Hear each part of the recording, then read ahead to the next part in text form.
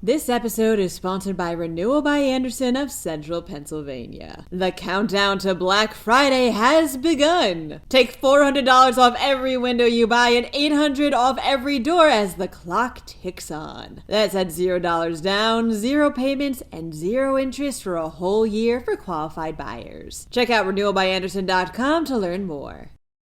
People started drinking more during the pandemic and haven't stopped. Meanwhile, another SEPTA update.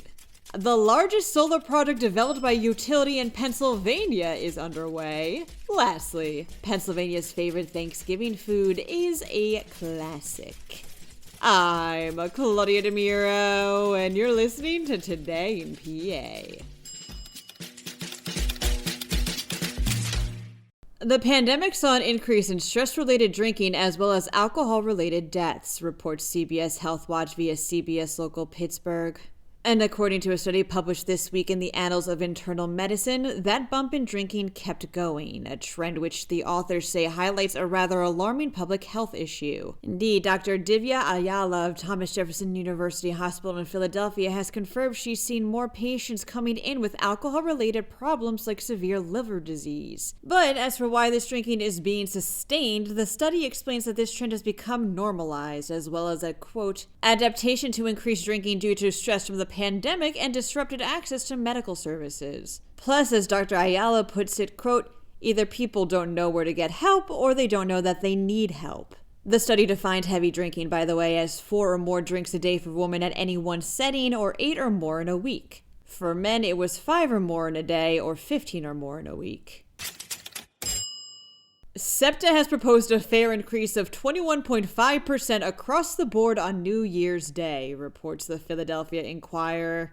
And it's also planning severe service cuts next July. In an update to what this podcast has reported on before, almost ad nauseum at this point, officials at the transit agency explained that this is potentially the start of, quote, managing the decline of the system, unquote, which they say they've been warning people about for years now. In fact, some are saying that the system is at risk of going into what's called a quote-unquote death spiral, which is when fares are raised and services are cut up to the point that it drives customers away, forcing more hikes and more cuts, and so on. The agency is still struggling with an annual structural deficit of $240 million as federal pandemic aid begins to be phased out. SEPTA is also dancing on the edge of a potential strike with its largest bargaining union, a strike which has been postponed for now.